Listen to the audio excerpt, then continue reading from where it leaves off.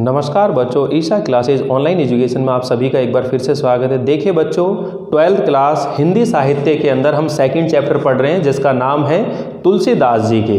ठीक है, तुलसीदास जी के द्वारा लिखा ये चैप्टर है मंदोदरी की रावण को सीख। यानी जब रावण सीता जी को हरण करके और लेकर आ जाते हैं तो भगवान श्री रामचंद्र जी जब लंका तक बिल्कुल जो है वो समुद्र को पार करके भी जैसे आ गए होते हैं तो अंतिम रूप से जो मंदोदरी है वो अपने पति यानी रावण को समझाती है कि आप जिनके साथ युद्ध कर रहे हैं वो कोई सामान्य इंसान नहीं है, वो तो सीधे साक्षात विष्णु जी के अवतार हैं, वो तो ईश्वर हैं, आप उनसे कहाँ युद्ध करने जा रहे हो। तो जो मंदोदरी रावण को शिक्षा देती है, वो जो समझाती है, उसी चीज का यहाँ इस चैप्टर में वर्णन किया गया है। इस चैप्टर के अंदर जो पहली चौपाई थी वो सुंदर कांड से ली गई और बाकी का जो अंश है वो लंका कांड से लिया गया है। यानी रामचरित्र मानस के लंका कांड से हम लोग ये पद पढ़ रहे हैं। तो हमने देखा कि जो मंदोदरी है किस तरह समझदारी से, अपनी विवेकशीलता से अपने पति रावण को ये समझाने की कोशिश करती है कि स्वामी आप श्री रामचंद्र जी को उनकी धर्मपत्नी सीता जी को वापस लौटा दीजिए, आपका और उनका कोई बराबरी का सामना नहीं है, आप उनसे युद्ध नहीं जीत सकते। हर संभव कोशिश करती है क्योंकि यहाँ जो मंदोदरी का उद्देश्य था कि उसके पति की हत्या ना हो, यानी उसके पति को ना मारा जाए और जो संपूर्ण राक्षस जाति के ऊपर जो विनाश के बादल छाए हुए थे वो हट जाएं एक तरह से, इसलिए वो अंतिम रूप से ये कोशिश करती है। तो देखिए बच्चों, अब तक हम लोग इसमें 3 चौपाइयों के बारे में पढ़ गए। अब ये जो चौथी चौपाई है इसको हम पढ़ने वाले हैं। सजल नयन कह जुग कर जोरी। अब देखो, मंदोदरी तो हर संभव कोशिश कर रही है। सजल नयन जुग कह जुग कर जोरी। अब सजल नयन यानी आंखों में आंसू ला करके, दोनों हाथ जोड़ करके और अपने पति रावण से निवेदन कर रही है, ठीक है ना। सुनऊ प्राणपति बिनती मोरी, कि हे प्राणपति, हे मेरे प्राणों के स्वामी, मेरी विनती सुनिए, एक बार मेरी विनती सुनिए आप। ठीक है, अब देखिए बच्चों, मैं बोर्ड पे लिखता हूं तो थोड़ा सा समय लग जाता है, इसलिए आप अपनी अपनी बुक निकाल लीजिए ताकि मैं बोर्ड पे ना लिखूं, डायरेक्टली आप चीजों को समझ सकें। सजल नयन कह जुग कर जोरी। कर का मतलब हाथ और जुग का मतलब होता है दोनों, जोरी का मतलब होता है जोड़ करके।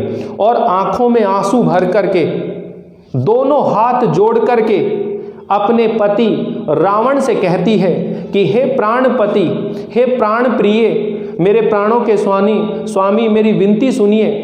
कंतन राम विरोधो परिहरऊ। ठीक है ना, कंतन का मतलब होता है, कंत का मतलब स्वामी होता है, हे स्वामी, राम का विरोध परिहरऊ, हरऊ का मतलब त्याग दीजिए, छोड़ दीजिए, कि हे स्वामी आप भगवान श्री रामचंद्र जी से वैर छोड़ दीजिए, उनसे शत्रुता छोड़ दीजिए, त्याग दीजिए। जानो मनुज जनी हट मन धरऊ, कि उनको मनुष्य जान करके तुम जो जिद कर रहे हो, मन धरू, अपने मन में जो जिद धारण कर रहे हो, आप उनको कोई सामान्य इंसान ना समझिए, कोई वो सामान्य इंसान नहीं है, वो तो साक्षात विष्णु जी के अवतार हैं। विश्व रूप रघुवंश मणि करऊ वचन विश्वासु। विश्व रूप, ठीक है। तो देखिए बच्चों, विश्व रूप का मतलब है कि यहाँ पर अगला जो चौपाई आने वाली है इसी से लिंक होती हुई चीजें चलेंगी कि यहाँ पर मंदोदरी ने, यानी कि कहने वाले तो तुलसीदास जी हैं, तुलसीदास जी ने मंदोदरी के माध्यम से वेदों में, पुराणों के अंदर भगवान श्री रामचंद्र जी का जो विश्व स्वरूप है उसका वर्णन किया गया है कि उसकी आंख क्या है, ठीक है, भौहें क्या है, कान क्या है, नाक क्या है, मुख क्या है, एक विश्व के स्वरूप के रूप में उसको वर्णन किया है। तो विश्व स्वरूप रघुवंश मणि करऊ बचन विश्वासो, कि हे प्राण प्रिय मेरे स्वामी, आप मेरे वचनों के ऊपर विश्वास कीजिए कि ये जो भगवान श्री रामचंद्र जी हैं ये तो विश्व स्वरूप हैं, यानी इस संसार के प्रत्येक अंग में वो विद्यमान हैं। लोक कल्पना वेद कर, और वो तो जो इस संसार के अंदर वेदों के अंदर, वेद के अंदर जो लोक कल्पना की गई है, लोगों के द्वारा, ऋषि मुनियों के द्वारा वेदों के अंदर भगवान श्री रामचंद्र जी के स्वरूप का जो वर्णन किया गया है, कर अंग अंग प्रति जासु, उसके अंग अंग का जो उन्होंने बताया गया है, अर्थात इस संसार के प्रत्येक अंग में जो भगवान श्री रामचंद्र जी हैं वो विद्यमान हैं। तो देखिए यहाँ इसमें दोबारा समझने की कोशिश करिएगा। ये छोटी सी 4 लाइनें जो हैं इनको बिल्कुल आराम से समझिएगा कि इसमें मंदोदरी जो है रावण से निवेदन कर रही है कि जो भगवान श्री रामचंद्र जी हैं वो बहुत महाशक्तिशाली हैं और आप उनके साथ में विरोध मत कीजिए। ठीक है, तो जब आप इसमें मान लीजिए लाइनें आ जाएं और आपसे कहीं भी व्याख्या लिखो तो व्याख्या के अंदर आप ध्यान रख लेना, पहला जब पॉइंट बनाएंगे तो कठिन शब्दार्थ का बनता है, दूसरा जो पॉइंट बनाएंगे आप लोग तो देखिए संदर्भ और प्रसंग 2 चीजें होती हैं, लेकिन कोशिश करिएगा कि संदर्भ और प्रसंग को एक पॉइंट में लिखें, यानी प्रसंग लिख करके आप शुरुआत संदर्भ वाली लाइनों से कर सकते हैं कि प्रस्तुत पंक्तियां हमारी पाठ्य पुस्तक सरयू के पाठ जो है तुलसीदास जी के द्वारा रचित रामचरितमानस के लंका कांड से मंदोदरी को, रावण को जो सीख दी गई, इस अंश से इसमें लिया गया है, संकलित किया गया है और इसके अंदर ये वर्णन किया गया है कि जो मंदोदरी है वो रावण को क्या समझाती है। ये रावण जो मंदोदरी है उसके कथन है ये। तो आप देखिए क्या कहती हैं कि तुलसीदास जी जो है वर्णन करते हैं कि जो मंदोदरी अपने आंखों में आंसू भरकर और दोनों हाथ जोड़ करके और रावण से कहती है कि हे प्राण प्रिय, हे प्राणपति, हे प्राणनाथ, मेरी विनती सुनिए, मेरे वचन सुनिए, हे प्रियतम, श्री रामचंद्र जी से विरोध करना छोड़ दीजिए।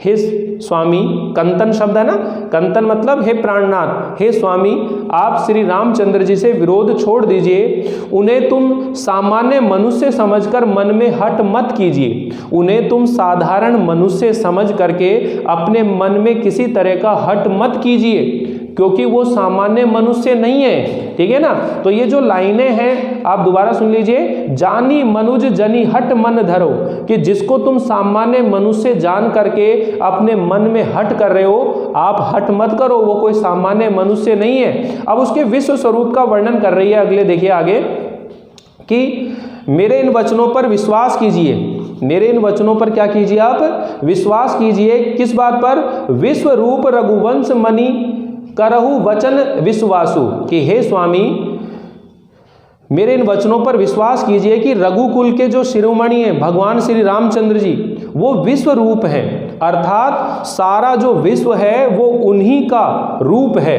यानी वेद उनके अंग अंग में सभी लोकों की कल्पना करते हैं। यानी जो वेद हैं भगवान श्री रामचंद्र जी के अंग अंग में सभी लोगों की सारे लोगों की क्या करते हैं, कल्पना करते हैं। अर्थात कहने का मतलब है इस पूरे संसार में वही सर्वव्यापकता से विद्यमान है और ये सारा संसार उन्हीं का एक रूप है। तो आप उनसे युद्ध करने की जो जिद कर रहे हो अपने मन में, उसको आप त्याग दीजिए, छोड़ दीजिए, वो कोई सामान्य मनुष्य नहीं है। तो आपसे एक क्वेश्चन ये आएगा बच्चों, यहाँ पर आप लोगों से पूछा जाएगा कि जो तुलसीदास जी ने भगवान श्री रामचंद्र जी का विश्व रूप में जो वर्णन किया है उसको आप वर्णित कीजिए। तो ये वाला जो पद आ रहा है महत्वपूर्ण भी है और अच्छे से समझने की कोशिश कीजिए। ध्यान रखिए कि आज जैसा कि मैं कह रहा था कि आप 15 जनवरी को जो है आपके मॉडल पेपर आ जाएंगे, तो वो आ गए हैं, तो उसके लिए मैं एक अलग वीडियो बना रहा हूं, आप वो वीडियो जरूर देख लीजिएगा। उसके अंदर पूरी चीजें क्लियरिफिकेशन हो जाएंगी, किस पैटर्न के ऊपर आपका पेपर आने वाला है और आपको तैयारियां कैसी करनी है। और साथ ही ये जो हिंदी साहित्य की क्लास चल रही है, अब आपको वीक में कम से कम मैं कोशिश करूंगा कि 4 दिन यानी 4 वीडियो जरूर से जरूर मिले आप लोगों को, और ज्यादा भी मिल सकते हैं। कुछ बच्चों का निवेदन भी आ रहा है कि वो हिंदी साहित्य का इतिहास की कह रहे हैं, तो मैं पैरेलल हिंदी साहित्य का इतिहास भी शुरू कर दूंगा। तो आप लोगों का जो सिलेबस है वो ज़्यादा देर नहीं लगेगी उसको करने में, फटाफट आपका जो कोर्स है वो हो जाएगा। तो आप विश्वास के साथ जुड़े रहिए। अगर आपको अच्छा लगे तो आप बीच बीच में जो वीडियो अच्छे होते हैं उनको शेयर भी कीजिएगा और समझने की कोशिश करो, वीडियो में बिल्कुल स्किप ना करो। ठीक है, तो अब मैं आपका समय आगे बर्बाद ना करते हुए और पूरा टॉपिक वाइज चलेंगे, अपनी बुकों में ध्यान रखें। तो ये पद अच्छे से समझ में आ गया होगा। विशेष टिप्पणी के अंदर आप ये बात जरूर लिख देंगे कि इसमें मंदोदरी के कथन को जो है बताया गया ये मंदोदरी का कथन है और इसमें भगवान श्री रामचंद्र जो है उसके ईश्वरीय रूप की क्या हुई है, व्यंजना की गई है। ईश्वरीय स्वरूप की क्या की गई है, व्यंजना की गई है। ठीक है, और अभी जो मैंने क्वेश्चन बोला कि उसके विश्व स्वरूप का वर्णन कीजिए, तो वो भी आप ध्यान रखेंगे। पहले अपन पद का जो है अनुवाद समझते चलते हैं। देखिए क्या बोलते हैं, पद पाताल शीस अज धामा। अब तो आप एक क्वेश्चन, ये जो शब्द बोल रहा हूं इनको लिखते हुए चलिए। पद पाताल, पद का मतलब होता है पैर, पाताल तो आप जानते हो पाताल, ठीक है ना, और शीस मतलब सिर, शीस का मतलब क्या होता है, सिर। अज धामा, अज का मतलब ब्रह्मा जी, अज का मतलब क्या होता है, ब्रह्मा जी, धामा मतलब निवास, ब्रह्मलोक, जिनका पैर तो क्या है, पाताल लोक, सिर क्या है, ब्रह्मलोक है, अपर लोक और जो अन्य लोक हैं, उनके बीच के जो अन्य लोक हैं, ठीक है ना, अपर लोक, अपर का मतलब क्या हो गया, अन्य लोक, और जो अन्य लोक हैं वो अंग अंग विश्रामा, उसके अंग अंग में जो है विराजमान है, अंग अंग के अंदर विद्यमान है, स्थित है।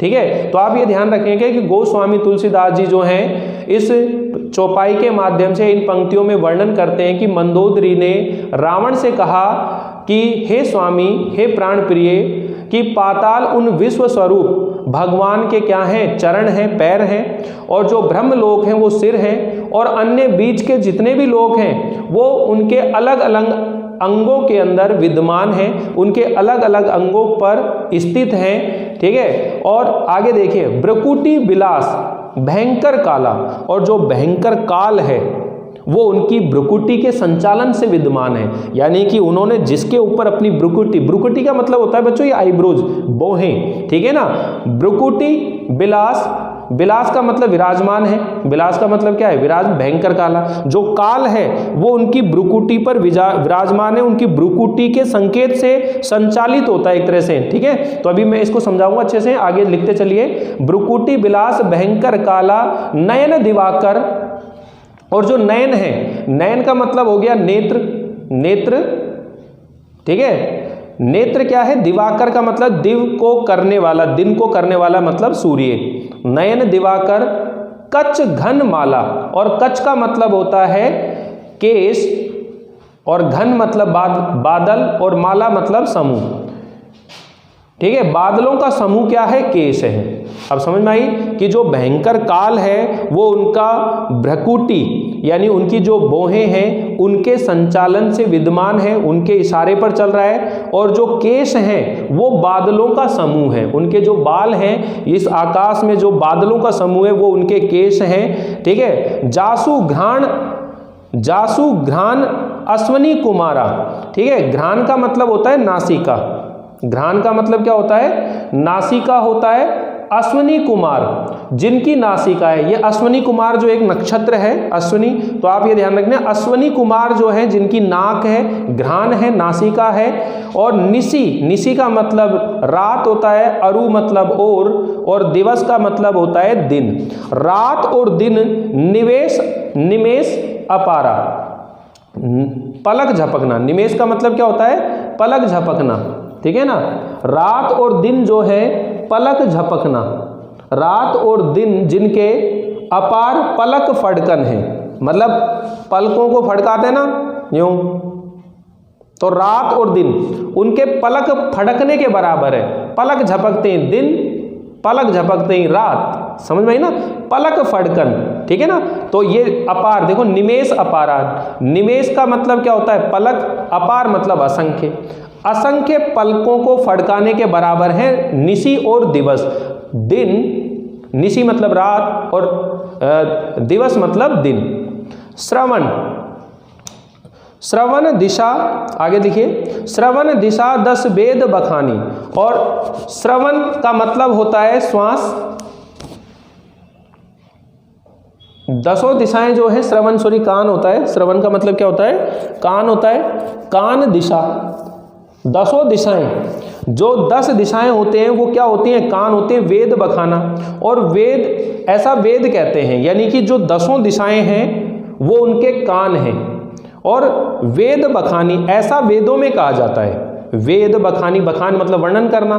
ठीक है, श्रवण दिशा 10, 10 दिशाएं जिसके कान हैं वेद बखानी, ऐसा वेदों में कहा गया है, वर्णन किया गया है। मारुत श्वास, मारुत का मतलब होता है हवा, और श्वास का मतलब श्वास यानी जब सांस लेते हैं अपन, ठीक है ना। मारुत मतलब हवा। निगम निज वाणी, निगम निज वाणी, और निगम का मतलब वेद होता है। निगम का मतलब क्या होता है? वेद। निज मतलब अपनी, और वाणी मतलब वाणी, और वेद अपनी वाणी है, वेद जिनकी अपनी वाणी है। तो कुल मिलाकर जो कान है, 10 दिशाएं तो कान है, 10 दिशाएं जो कान है ऐसा वेदों में वर्णन किया गया है। उनकी जो हवा है, हवा मतलब जो श्वास है, और जो वेद हैं वो उनकी अपनी वाणी है, वो उनकी अपनी क्या है? वाणी है। यानी वेदों के अंदर जो जो वर्णन किया गया है वो ही भगवान से श्री रामचंद्र जी की क्या है? वाणी है। वो क्या है? वो उसकी वाणी है।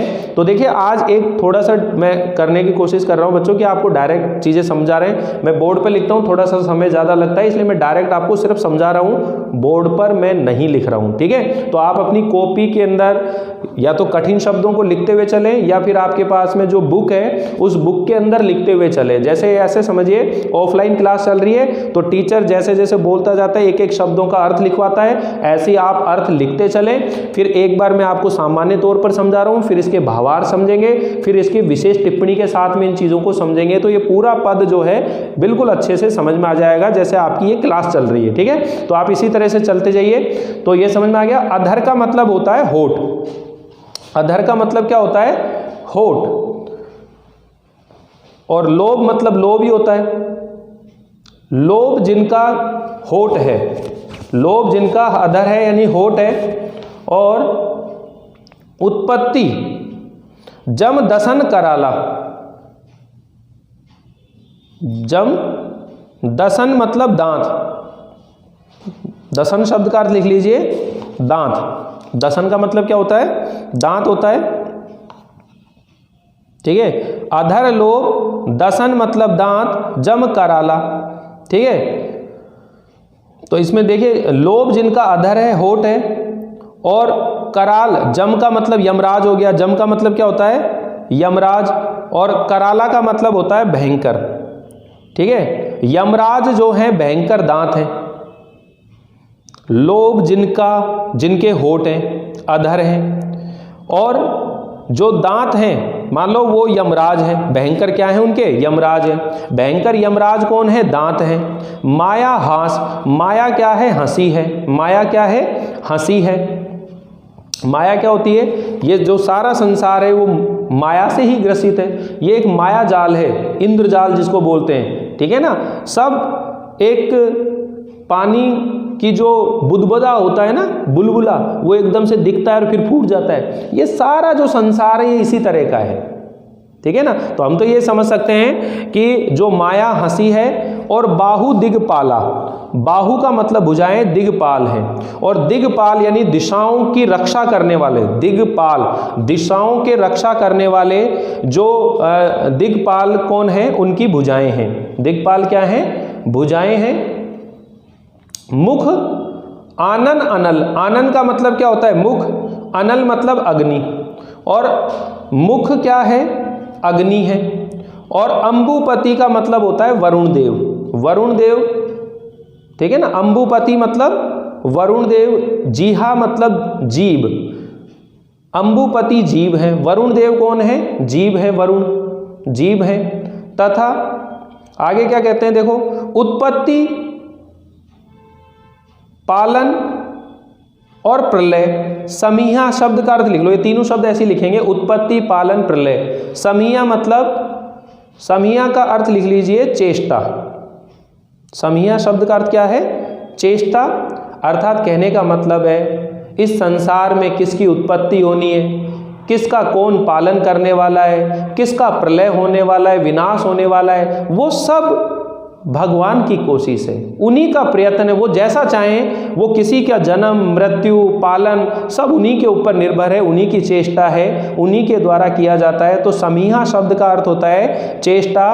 रोमी राजी, रोमी का मतलब होता है रोम, रोमी का मतलब क्या होता है रोम। अब रोम क्या होती है, जैसे अपने बालों के अंदर ये हाथों के ऊपर पैरों के अंदर छोटे छोटे जो रोम होते हैं, इनको रोम बोलते हैं, रोम, ठीक है ना। तो रोम, इसको ऐसे ही रखें, रोमी राजू अष्टादश भारा, अष्टादश भारा। तो इसका मतलब ये है बच्चों कि 18 प्रकार की, अष्टादश का मतलब क्या होता है, 18 प्रकार की,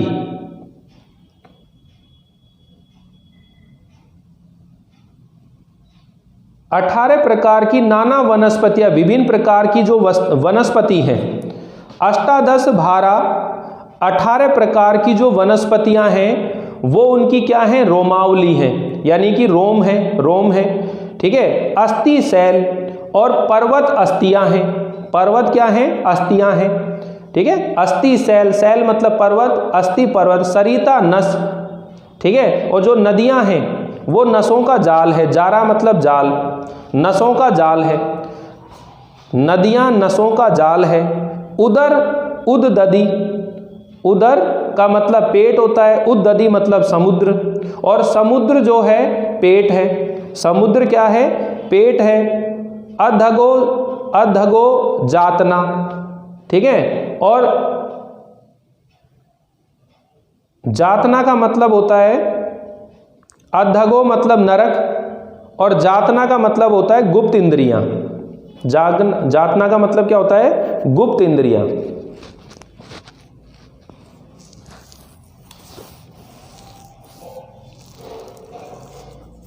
और नरक जिनकी नीचे की इंद्रियां, यानी हमारे शरीर के अंदर जो गुप्त इंद्रियां होती हैं, अब उनको आप समझ सकते हो खुद, ठीक है ना।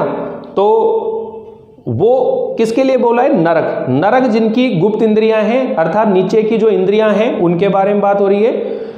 और इस प्रकार आगे देखिए, जग में प्रभु का बहु कल्पना, और इस प्रकार जो सूरदास जी हैं उसने प्रभु श्री रामचंद्र जी विश्व स्वरूप हैं, उनकी इससे अधिक क्या कल्पना की जाए, ठीक है ना। तो जो मंदोदरी वो कह रहे हैं, जग में प्रभु का बहु कल्पना, का मतलब कैसे, बहु मतलब अधिक, कल्पना, अब इससे अधिक क्या कल्पना की जा सकती है कि ये सारा जो संसार है ये तो प्रभु में है, प्रभु से बना हुआ ये सारा संसार है, इससे ज़्यादा अब क्या कल्पना की जाए, हे स्वामी।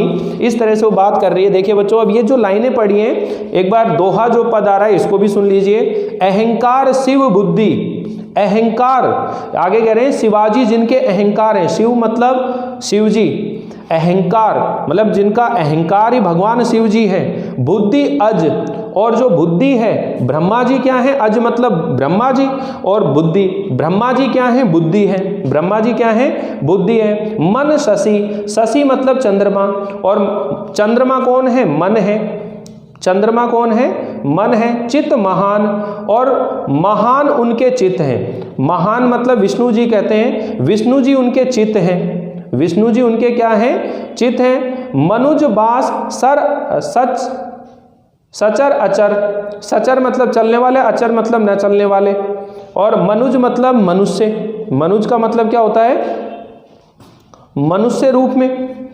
चर अचर रूप, चर अचर रूप राम भगवान, कि जो चर अचर रूप में भगवान श्री राम जी ने मनुष्य रूप में, मनुष्य रूप में वास यानी कि निवास करा है, निवास किया है। उन्हीं चर अचर रूप जो इस सृष्टि में सजीव निर्जीव जितने भी प्राणी हैं, सचर और चर यानी चलने वाले और ना चलने वाले जितने भी प्राणी हैं, उनके रूप में, सचर अचर रूप में भगवान श्री रामचंद्र जी ने मनुष्य रूप में इस धरती के ऊपर क्या किया है, निवास किया है। अस विचारिए, इस विचार को सुनो प्राणपति, कि हे प्राणपति, हे प्राण वल्लभ, हे स्वामी, इन विचारों को सुनिए कि प्रभु सन बैरु बिहाई, सुनिए ऐसा विचार कर प्रभु श्री रामचंद्र जी से वैर त्याग दीजिए, कि हे प्राणपति, हे प्राण प्रिय, हे स्वामी, ऐसा विचार करके प्रभु श्री रामचंद्र जी से वैर को छोड़ दीजिए। बैरू का मतलब होता है वैर, बिहाई मतलब छोड़ दीजिए। प्रभु सन, प्रभु के साथ में ऐसा विचार छोड़ दीजिए। प्रीति करहु और प्रेम करहु, प्रीति करहु मतलब कीजिए और उनके चरणों में प्रीति कीजिए, उनके चरणों में जाकर प्रेम कीजिए। रघुपति पद, रघुवीर पद का मतलब हो गया भगवान श्री रामचंद्र जी के चरणों में जाकर के प्रेम कीजिए। मम अहिवात न जाई, मम यानी मेरा, अहिवात का मतलब लिख लीजिए बच्चों, ये थोड़ा कठिन है। अहिवात का मतलब होता है सुहाग। अहिवात का मतलब क्या होता है? सुहाग, यानी कि मेरा जो सुहाग है वो ना जाए, मेरा जो सुहाग है वो ना जाए।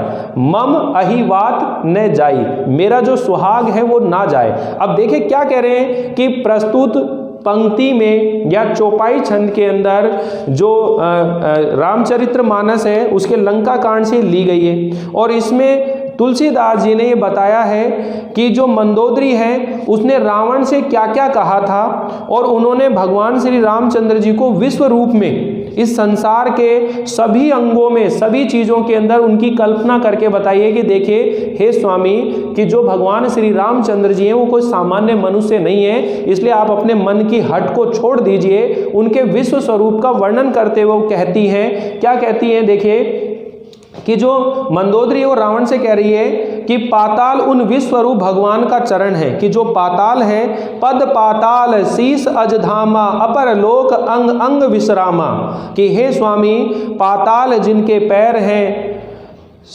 जो ब्रह्मलोक है जिनका सिर है, ब्रह्मलोक सिर है, और अपर लोक और अन्य जो लोक हैं, बीच बीच में आने वाले जो अन्य लोक हैं वो उसके अंग अंग में, जिनके अलग अलग अंगों के अंदर क्या है वो विद्यमान हैं, स्थित हैं। और भ्रकुटी विलास भयंकर काला, और भयंकर जो काल है उनकी भ्रकुटी संचालन है, और जो भयंकर काल है वो उनकी भ्रकुटी संचालन है। नयन दिवाकर कच घन माला, और उनके जो सूर्य हैं वो उनके नेत्र हैं, बादलों का जो समूह है वो उनके केश हैं। अब ये ध्यान रख लेना कि पैर पाताल हैं, सिर किसको बताया है? ब्रह्मलोक को बताया है, और उनके बीच में आने वाले जो अन्य लोक हैं वो उनके शरीर के अलग अलग अंगों पर विद्यमान जो है लोक हो गए, स्थित हैं। और जो भयंकर काल है वो उसके भ्रकुटी का संचालन है, और सूर्य उनके नेत्र हैं, बादलों का समूह जो है केश है, बाला है, ठीक है। और अश्वनी कुमार जिनकी नाक है, जासु घ्राण अश्वनी कुमारा, और जो अश्वनी कुमार नक्षत्र है वो उनकी नाक है। और निशि अरु दिवस निमेष अपारा, और रात और दिन असंख्य पलक फड़कना है। असंख्य क्या है?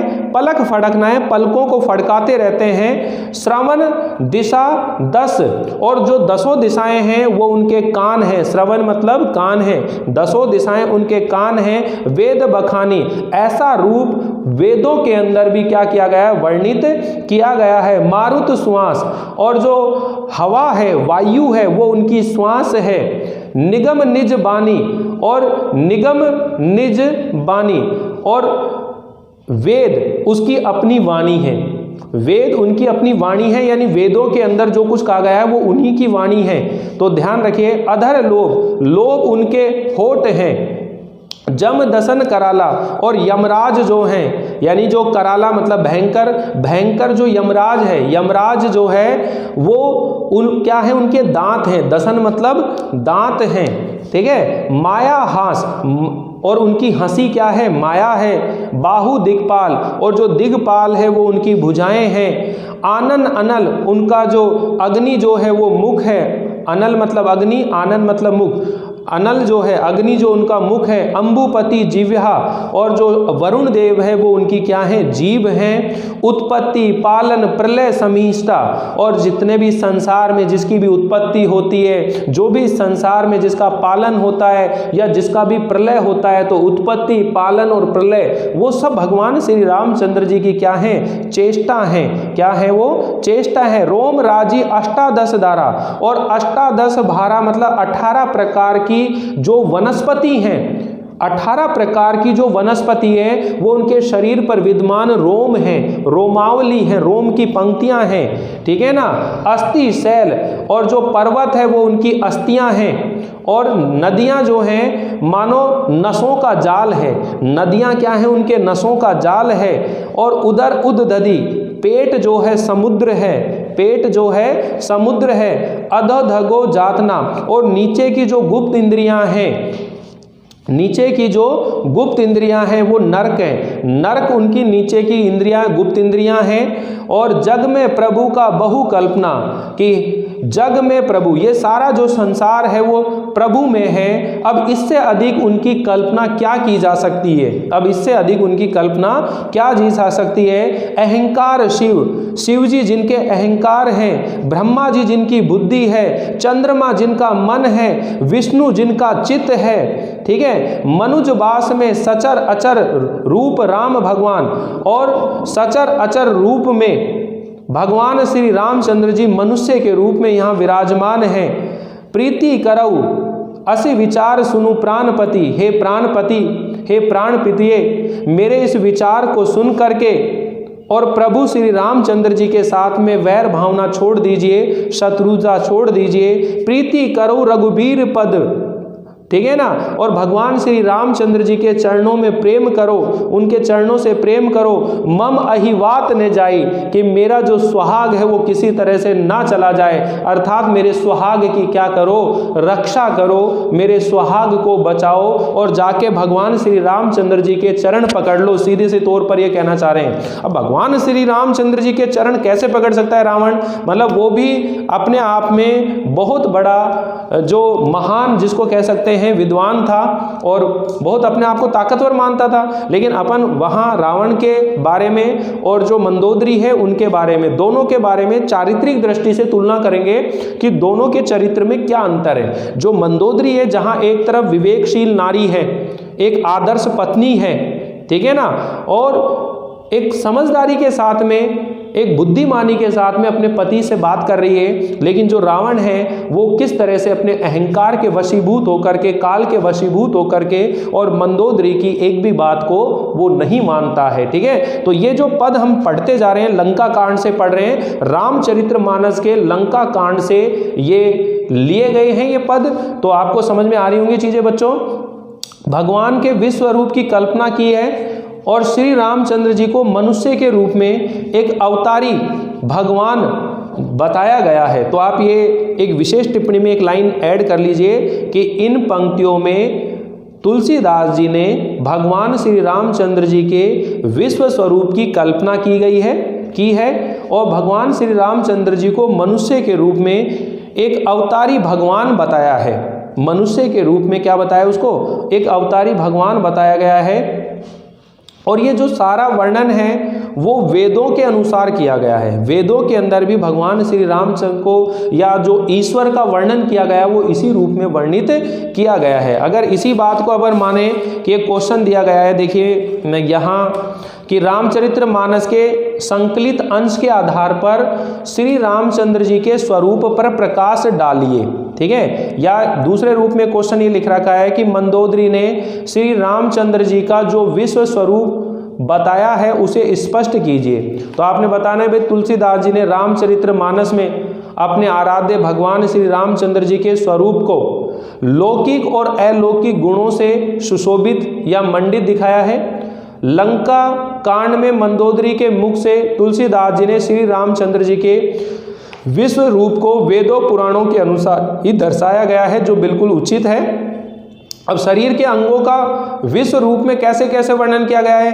पैर पाताल क्या है, पैर हैं, ठीक है ना, और सिर क्या है, ब्रह्मलोक हैं, और उसके बीच बीच में जितने भी लोक हैं वो उनके शरीर के अंग अंग पर स्थित हैं, विराजमान हैं, ठीक है। और भयंकर जो काल है वो उनके भ्रकुटी संचालन है, सूर्य नेत्र है, बादलों का समूह केस है, रात दिन उनके असंख्य पलक फड़कना है, दसों दिशाएं कान है, वेद वाणी है, लोभ अधर है, यमराज दांत है, अश्विनी कुमार नासिका है, माया हंसी है, दिग्पाल भुजाएं हैं, संसार का सृजन करना, उसका पालन करना, संहार करना, ये उनकी कोशिश है, चेष्टाएं हैं। सभी तरह की वनस्पतियां जो है रोम है, नदियां उनकी नसों का जाल है, समुद्र पेट है, और नरक जो है गुप्त इंद्रियां हैं। इस प्रकार तुलसीदास जी ने मंदोदरी के माध्यम से श्री रामचंद्र जी का जो विश्व स्वरूप है उसका यहाँ पर उन्होंने वर्णन किया है। तो देखिए बच्चों, अभी ये एक दो पद पढ़े, इसके अंदर ये दोनों पद आपको समझ में आ गए होंगे। अब ये छठा और सातवां आठवां, ठीक है, तो एक पद और पढ़ लेते हैं अपन यहाँ पर। आगे देखिए, सांझी जान दस्कंदर भवन गयन बिलखाऊ। और सांझी गई, सांझ मतलब संध्या काल में, जानी मतलब हो करके, जान करके, 10 कंदर मतलब 10 सिर वाले भगवान जो रावण है, भवन गयो बिलखाओ, और अपने घर के अंदर, भवन के अंदर जाकर वो बिलखते हैं, बिलखाई। मंदोदरी रावणनी बहुरी कहा समझाई, और मंदोदरी ने रावण को बहुत कहा और उसे समझाया। ठीक है ना, बहुरी कहा समझाई, और बहुत कह करके उसको समझा रहे हैं कि जो रावण है, संध्या हो जाने पर रावण बिलखता हुआ अर्थात उदास होकर महल में लौट आया है, वापस आ गया है। और मंदोदरी ने फिर रावण को समझाते हुए कहा है, क्या कहा है सुनिए। देखिए दोनों लाइनें ऊपर की समझ में आ गई कि जो मंदोदरी है रावण को समझाते हुए कहती है, क्या कह रही है, कंत समझो मन तजौ कुमति ही, कि हे स्वामी समझो मन तजौ कुमति। कुमति मतलब कुबुद्धि, अपने कुबुद्धि को आप त्याग दीजिए। कुबुद्धि का मतलब उसकी जो दुर्बुद्धि है कि मन में समझकर कुबुद्धि छोड़ दो। ठीक है, मन तजौ कुमति ही, कुमति का मतलब होता है दुर्बुद्धि। ठीक है ना, कुबुद्धि ऐसे भी लिख लीजिए आप। ठीक है, बुरी बुद्धि जिसको कहते हैं, कि हे स्वामी अपने मन में समझ करके और ये जो कुबुद्धि है इसको त्याग दीजिए, छोड़ दीजिए। सोह ने समर तुम ही रघुपति, सोह मतलब शोभा, सोह मतलब शोभा नहीं देता है, समर मतलब युद्ध, तुम्हें रघुपति भगवान श्री रामचंद्र जी के साथ तुम्हें युद्ध करना शोभा नहीं देता है, क्योंकि तुम्हारी और रघुपति की कोई बराबरी नहीं है। कि हे स्वामी अपने मन में ही, मन में समझकर और अपनी कुबुद्धि को क्या कर दीजिए, छोड़ दीजिए, त्याग दीजिए। सोह ने समर तुम्हें रघुपति, कि तुम्हारे और श्री राम के मध्य जो युद्ध है वो शोभा नहीं देता है। तुम्हारे और भगवान श्री रामचंद्र जी के मध्य जो युद्ध हो रहा है वो शोभा नहीं देता है। राम अनुज लघु रेख खचाई। अब देखिए कैसे कैसे मंदोदरी जो है श्री रामचंद्र जी के अहंकार को चोट पहुंचा रही है। कि आपको याद है कि जब रामचंद्र जी का जो छोटा भाई है लक्ष्मण जी, उसने एक रेखा खींच दी थी, आप उस रेखा को पार नहीं कर पाए, उस समय अपना पुरुषार्थ नहीं दिखा पाए, तो अब कहां से आप उनका सामना कर पाओगे। ठीक है ना, उनका एक जो दूत था हनुमान जी, वो समुद्र को पार करके आया और उसने लंका में आकर के जो अशोक वाटिका थी उसको बिल्कुल तहस नहस कर दिया। तुम्हारे कितने सारे जो द्वारपाल थे, रक्षक खड़े थे, उन सबको उसने मार दिया। जब तुम अपना पुरुषार्थ तुम नहीं दिखा पाए, जब तुम अपनी वीरता नहीं दिखा पाए, तब कहाँ चले गए थे। अरे तब इतने इतने दूत आए थे, जब तुम उनका ही कुछ नहीं बिगाड़ पाए और भगवान श्री रामचंद्र जी खुद आ जाएंगे तो तुम उनका क्या कर लोगे, क्या बिगाड़ लोगे। भाव ये थे, लेकिन ऐसे डांट के नहीं कह रही है वो, बड़े प्यार से, प्रेम से मंदोदरी जो है रावण को समझाने की कोशिश कर रही है कि हे स्वामी राम अनुज लघु रेख खचाई, कि राम का जो अनुज है, राम जी का जो छोटा भाई है लक्ष्मण, उसने एक लघु रेख खिंचाई, उसने एक छोटी सी रेखा खींची थी। सौ नहीं नागेव असी मनुसाई, मनुसाई का मतलब लिख लो पुरुषत्व, जो वीरता दिखानी चाहिए थी वहां पर पुरुषत्व। ठीक है ना, मनुसाई का मतलब पुरुषा, नहीं नागेव असी मतलब तुम उसको पार नहीं कर पाए। ठीक है ना, नागेव मतलब लिख लो लांग सके, पार करना। लांगेव शब्द का अर्थ क्या लिख लो, पार करना, लांग सके। कि हे कांत, हे स्वामी अपने मन में समझकर कुबुद्धि को छोड़ दो, तुम्हारे और श्री राम के मध्य में युद्ध शोभा नहीं देता। अरे श्री राम के छोटे भाई लक्ष्मण ने एक जरा सी रेखा खींच दी थी, उसे भी आप लांग ना सके। ऐसा तो आपका पौरुष है, ऐसा तो आपका पुरुषत्व है। ठीक है ना, सो नहीं नागेव, उसे तो आप लांग नहीं सके। असी मनसाई, ऐसा तुम्हारा पुरुषत्व है। समझ में आ गई लाइन, कि राम का जो छोटा भाई है लक्ष्मण, उसने आपके सामने एक छोटी रेखा खींच दी, उसको तो तुम लांग नहीं सके। नगेऊ मतलब लांग ना सके। असी पुरुष मनसाई, ऐसा तुम्हारा पुरुषार्थ है, ऐसा पुरुषत्व है, ऐसी वीरता है तुम्हारे अंदर। आगे सुनो, प्रिय तुम ताही जितब संग्रामा, प्रिय हे प्रिय तुम ताहि उससे जितब संग्राम, उससे तुम युद्ध कैसे जीतोगे। जितब संग्रामा, संग्रामा मतलब युद्ध, ठीक है ना। क्या आप उन्हें युद्ध में जीत सकेंगे, जीत जाएंगे, ठीक है ना। हे प्रिय तुम्हें ताहि जितब संग्रामा, क्या आप उनके साथ में युद्ध जीत जाएंगे। ताहि मतलब उनके, जितब मतलब जीत जाएंगे, संग्रामा मतलब युद्ध, तुम्हें मतलब तुम, कि हे प्रिय क्या तुम उनके साथ में युद्ध जीत जाओगे। जाके दूत केर यह कामा, जिनके दूत हनुमान जी ने, ठीक है ना। कहरी मतलब सिंह, कैर मतलब का, ठीक है। कैरी मतलब क्या होता है, का, कैर का मतलब होता है का, उनके दूत का। यह काम, यह कामा मतलब यह काम, क्या आप उनसे युद्ध में जीत जाएंगे जिनके दूत का ऐसा काम है, जिनके दूत का ऐसा काम है, यह कामा, ठीक है। कौतुक मतलब खेल खेल में, कौतुक मतलब खेल खेल में। सिंधु मतलब समुद्र, नागी मतलब लांग कर, तब लंका यानी जब वो लंका में आए, कपि, कपि मतलब वानर, वानर मतलब हनुमान जी। कहरी मतलब सिंह, अशंका, सिंह अशंका,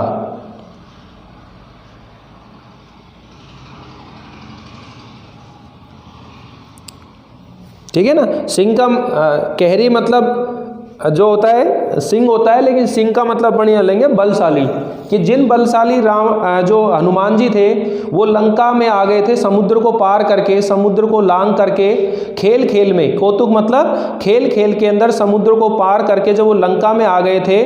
बलशाली आयु कपि केहरी असंखा, ठीक है ना। और वो केहरी मतलब सिंह, बलशाली जो वानर हैं हनुमान जी हैं, वो खेल खेल के अंदर ही समुद्र को पार करके, अर्थात अत्यधिक सरलता से जब वो पार करके यहाँ पर आ गया, असंखा मतलब निर्भय, निडरता से वो यहाँ पर आ गया, तब भी तुम कुछ नहीं कर पाए। रखवारे हति विपिन उजारा, और कितने रखवालों को उसने हति मतलब नष्ट कर दिया, मार दिया। विपिन उजारा, विपिन का मतलब होता है वन होता है वैसे तो, लेकिन यहाँ वन का मतलब अपन क्या लेंगे कि उन्होंने अशोक वन को, अशोक वाटिका जो थी उनको उजाड़ डाला था, ठीक है ना। विपिन मतलब अशोक वाटिका से लेंगे, वन होता है वैसे अर्थ इसका, लेकिन अपन क्या लेंगे, रखवारे हति, कितने ही रखवालों को उसने मार दिया। और जो विपिन है, अशोक वन है, उसको उजाड़ दिया। देखत तो ही अच ते ही मारा, और देखते तो ही, तुम्हारे देखते देखते उन्होंने, अच्छ मतलब अक्षय कुमार, अच्छ का मतलब क्या है, अक्षय कुमार, ते ही मारा उन्होंने मार डाला, और देखते देखते उन्होंने क्या कर दिया, अक्षय कुमार को मार दिया, ठीक है ना।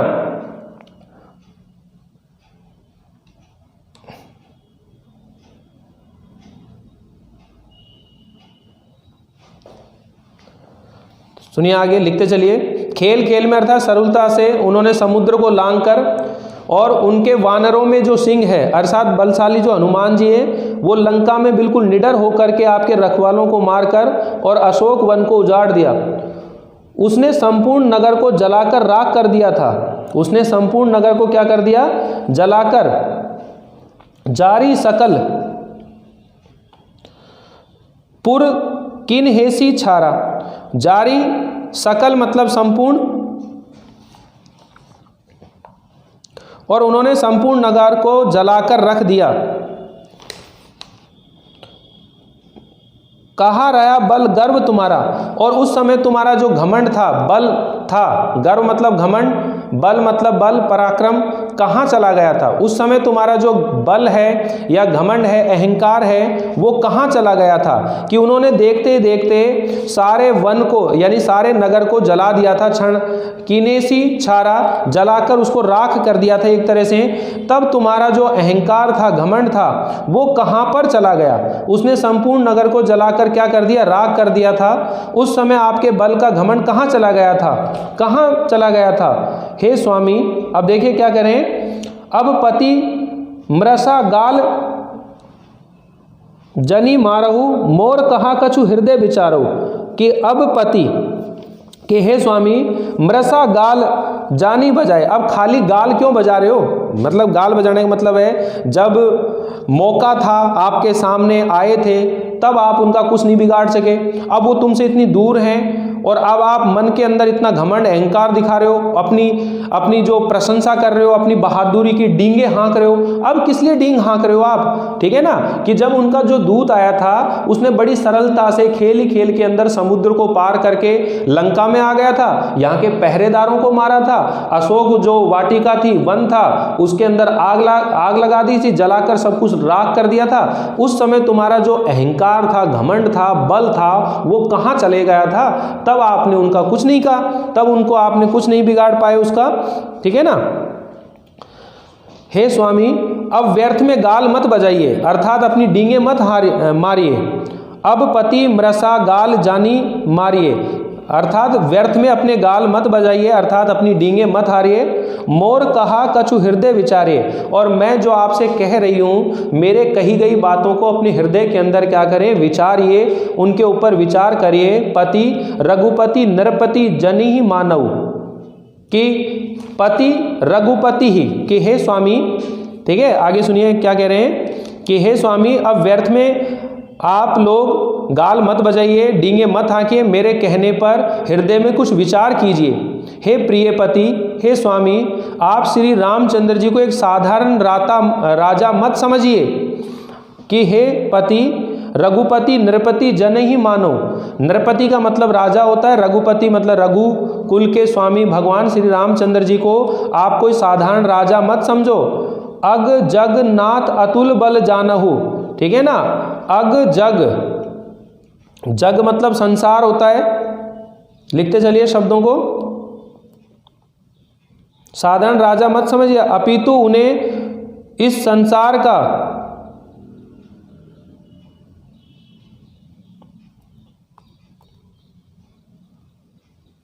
अपितु उन्हें इस सारे संसार का स्वामी समझिएगा।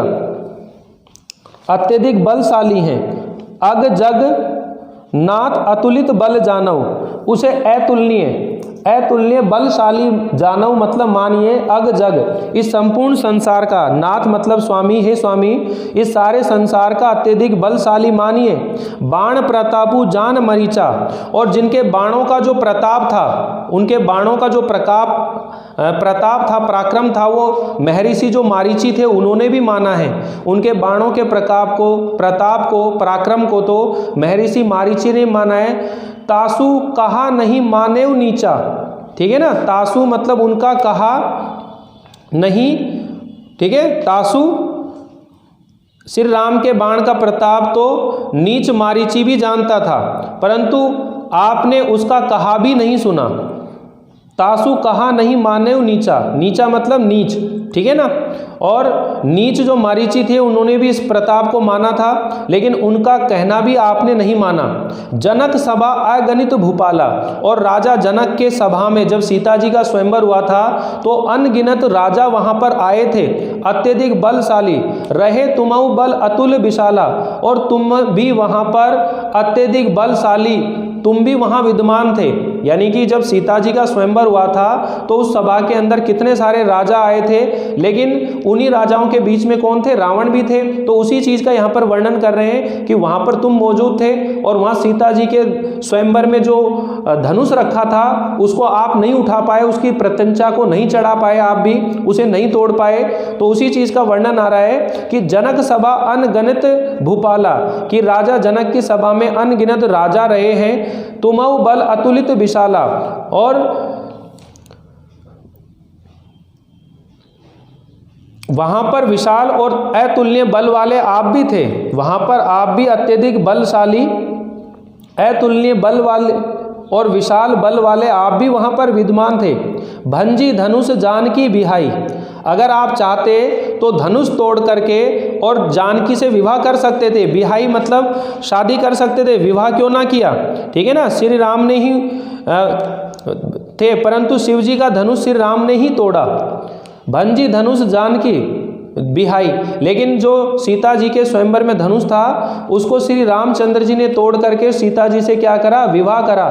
तब संग्राम जितेऊ किन ताही, तो अब तुम युद्ध में उससे कैसे जीत सकते हो? जब तुम्हारे पास अवसर था तो उसे तोड़ते ना, जब वहां पर पराक्रम दिखाते। सीता से विवाह गया, उस समय आपने उन्हें संग्राम में क्यों नहीं जीता, उस स्वयंवर के अंदर क्यों नहीं जीता आपने उस समय, तो वहां आप जीत करके बताते, ठीक है ना। सुरपति सुत जानई बल थोरा, कि सुरपति मतलब जो देवताओं के पति हैं, सुरपति यानी कि इंद्र का पुत्र जयंत। सुरपति सुत का मतलब इंद्र का पुत्र है जयंत।